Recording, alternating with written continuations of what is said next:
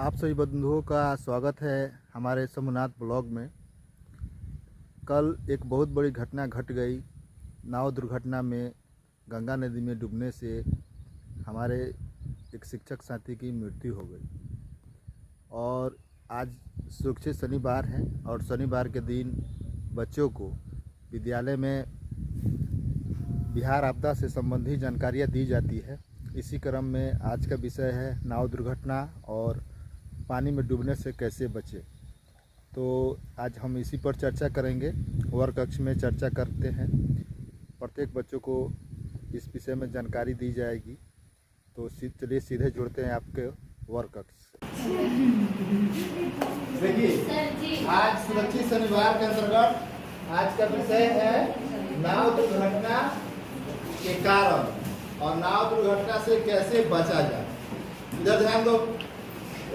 तो सबसे पहला कारण है, हम लोग पहले जानेंगे इसके विषय में कि नाव दुर्घटना आखिर हो क्यों जाता है।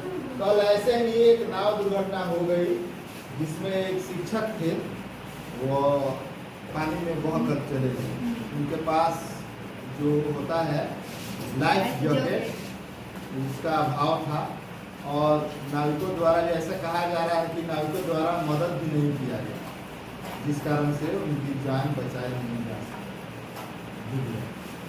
तो हम लोग कारण सबसे पहले जानेंगे कि आखिरकार नाव दुर्घटना हो क्या जाती है, और उसके बाद हम लोग समझेंगे कि नाव दुर्घटना से बचने का उपाय क्या है। तो सबसे पहला है लापरवाही से नाव चलाना। कभी कभी ऐसा भी होता है कि सही ढंग से लोग जो नाविक होते हैं सही ढंग से नाव का संचालन सही ढंग से नहीं करते हैं। कभी धीरे धीरे चलाएंगे, काफी तीव्र गति से चलाएंगे। अभी कभी ऐसा भी होता है कि उस स्थिति में कि नाव के पलटने का खतरा बनता है और वह नाव दुर्घटनाग्रस्त हो जाती है, लोगों के डूबने का संभावना ज्यादा रहता है वैसे स्थिति में। उसके बाद दूसरा है तेज हवा, खराब मौसम, आंधी तूफान में नाव संचालन। कभी कभी ऐसा भी होता है कि नाविक के द्वारा यह मौसम का ध्यान नहीं दिया जाता कि मौसम कैसा है। कभी कभार होता है कि आंधी तूफान, तेज हवा चलने लगती है, बारिश होने लगती है और उस स्थिति में भी नाविक लोग नाव चलाने लगते हैं। उस स्थिति में भी दुर्घटना होने का संभावना बहुत ज़्यादा बन जाता है और नाव दुर्घटना हो जाती है। अगला है नाव की अत्यधिक गति। कभी कभी ऐसा भी होता है कि जैसे कितने सारे नाव में स्टीमर लगा रहता है, मतलब कि मोटर से चलता है सब, तो काफी तीव्र गति से चलाने लगते हैं, तीव्र गति से। तो उसमें वैसी स्थिति में भी नाव उसके दुर्घटना होने का, यानी कि कभी कुछ पलट भी सकता है या कहीं किसी से जाकर दूसरे नाव से टकरा भी सकता है। तो ऐसे स्थिति में नाव दुर्घटना हो जाएगा। अगला है कि शराब या नशीली दवाओं का सेवन। कभी कभी ऐसा भी होता है कि जो नाव चलाने वाला होता है वह नशा किए रहता है, वह यात्रियों की बात कभी कभार नहीं मानता, अपने मन से मनमौजी ढंग से उसको सही स्थिति में नहीं रहता है, नशा किए रहता है, तो वह गिलमाते रहता है और जिस कारण से उसके नशा करने के कारण भी नाव दुर्घटना होने का खतरा बन जाता है। उसके बाद एक अगला है क्षमता से अधिक नाव पर चढ़ाना, जिसको हम लोग अंग्रेजी में कहते हैं ओवरलोडिंग। ये जो चित्र बनाया है नाव का, ये देखिए, ये वाला जो बना है ना, वाला जो जिस नाव पर लोगों को ढोया जाता है, तो नाव तो ज्यादातर काले रंग का होता है ना, अलकतरा या से लगा रहता है, उस पर ऐसे सफेद रंग का यह पट्टी बनाया रहता है नाव के। जैसे नाव का जो हिस्सा होता है ऐसे ऐसे, तो इसके इस तरफ जो हिस्सा पानी में रहता है वाला, जैसे ये पानी हो गया, समझ में आ रहा है, यह पानी हो गया, और जब से जैसे इस पर लोड क्षमता बढ़ते जाता है, यह जो हिस्सा है पानी में ऐसे यह डूबते जाता है, यह डूबते जाता। जैसे जैसे लोड बढ़ते जाएगा नाव पर, यह वाला जो हिस्सा है जो पानी में संपर्क रहता है, उसका टच किया रहता है, छूता है पानी को, वह धीरे धीरे यह इसमें संपर्क। हाँ, यदि आप नाव की सवारी कर रहे हैं और यह कभी कभी ऐसा होता है ज़्यादा लोड होने से बीच यहाँ तक पानी आ जाता है, मतलब कि जो सफ़ेद पट्टी है आधा डूब गया रहता है। कभी कभी ऐसा भी होता है कि पूरा पट्टी डूब गया रहता है। यह ऐसी स्थिति में अगर कहीं आप नाव की सवारी कर रहे हैं और ऐसा स्थिति दिख रहा है कि यह सफ़ेद पट्टी डूब गया है, तो आप नाव की सवारी नहीं करें, उस नाव पर से तुरंत उतर जाए, क्योंकि वह एक रूप से कहा जाए कि वो खतरा को लेकर ढो रहा है। वह नाव पलटने का या नाव दुर्घटना का सबसे ज़्यादा चांस बना रहता है, वो कि वह नाव जाकर कहीं डूब सकता है, पलट सकता है ओवरलोडिंग की वजह से। और इसके बाद क्या है, नाविक की अनुभवहीनता, यानी कि कभी ऐसा भी होता है कि जिसके पास अनुभव नहीं रहता है, मतलब नाव चलाने का, और वो नाव चलाने लगता है, जिस कारण से भी दुर्घटना होने का चांस बना रहता है। उसके बाद क्या है, यात्रियों के अनुचित व्यवहार, जैसे जो यात्रा करने वाले हैं वे लोग भी नाविक से दुर्व्यवहार करने लगते हैं, झगड़ा झंझट किसी बात को लेकर के, यह भी कारण बनता है कि नाव दुर्घटना का। उसके बाद क्या है, उपकरण की खराबी। कभी कभी ऐसा भी होता है कि जो वो पता है नहीं मोटर से चलता है, स्टीमर वाला नाव जो होता है वो कभी कभी खराब हो जाता है, और वो भी कारण है ये नाव दुर्घटना। ये सभी तो हम लोगों ने कारण समझा कि नाव दुर्घटना के कारण। अब हम लोग का है कि नाव दुर्घटना से बचने के उपाय क्या, बचने के उपाय। जैसे सबसे पहला है कि जब भी आप नाव की यात्रा कर रहे हैं तो मौसम की जांच जरूर करें। मौसम की जांच यानी कि मौसम कैसा है, तेज हवा तो नहीं बह रही है, आंधी तूफान तो नहीं उठ गया है, या बारिश तो नहीं हो रही है, ऐसी स्थिति में नाव की सवारी नहीं करें। उसके बाद देखिए, अपने नाव को अच्छी स्थिति में रखें। जैसे जो नाविक है उन लोग से यह है कि आप अपने नाव को अच्छे स्थिति में रखें, टूटा फूटा जर्जर स्थिति में नहीं रखें, नहीं तो उसके भी ज़्यादा या लोड की होने की वजह से कभी कभार नाव भी फट जाता है, वो भी उसके भी डूबने का खतरा बना रहता है। जीवन रक्षक जैकेट, यह सबसे ज़्यादा जरूरी है। यदि आप नाव की यात्रा कर रहे हैं, कभी नाव पर जा रहे हैं, अगर उस नाविक के पास जीवन रक्षक जैकेट नहीं है तब तक उसको नाव की यात्रा नहीं करें।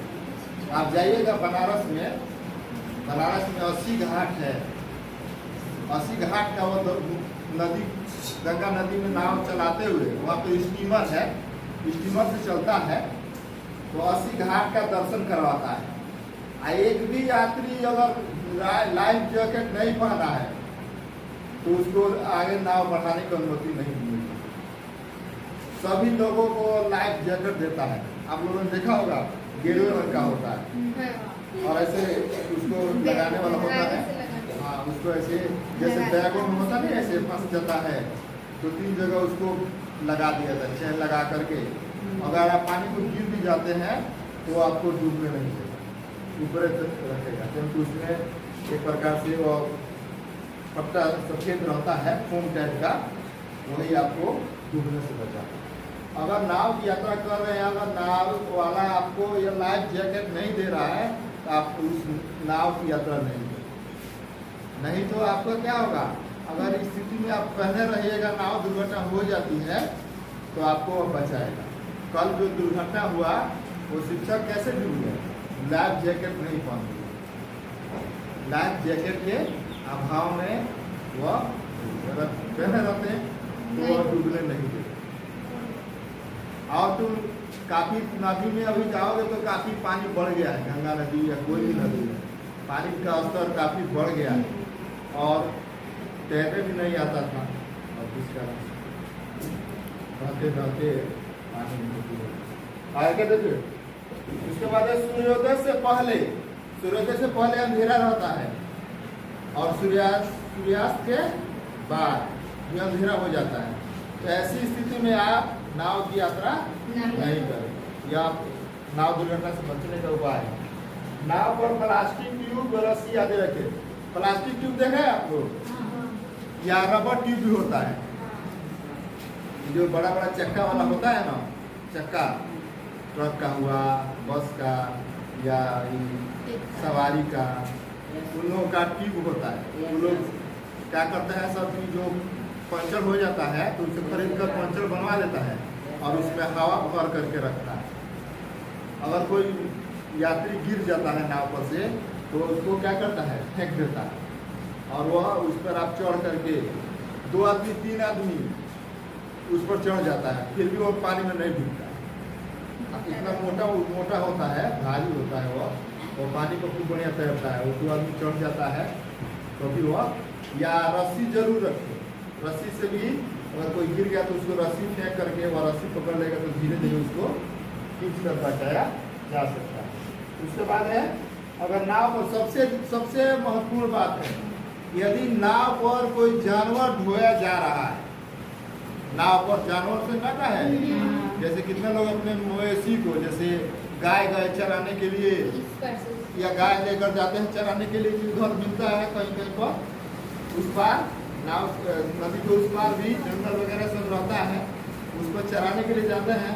उस नाव पर तो यात्रा आप बिल्कुल नहीं करें, उस नाव पर यात्रा बिल्कुल ना करें, नहीं, क्योंकि उसके जो जानवर है खड़ा है, कभी कोई जानवर बैठ जाता है, कभी भी खड़ा हो सकता है और कभी भी बैठ सकता है। उसके बाद क्या होगा, नाव का बैलेंस बिगड़ जाएगा।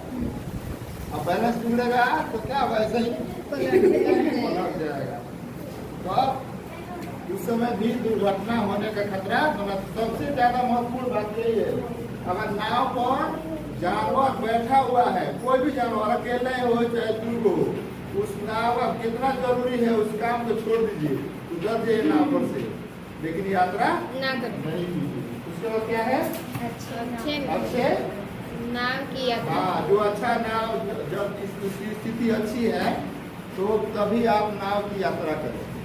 उसके खराब वाला है नहीं, कितना टूटा रहता है, ऐसे उस पर यात्रा नहीं करें, क्योंकि अगर मान लिया क्षमता है 25 आदमी, अगर 30 आदमी को बैठा लिया तो जर्जर स्थिति में है तो डूबने का, नाव का मतलब टूटने का, पलटने का खतरा बना रहता है। ये सब कारण हो गया।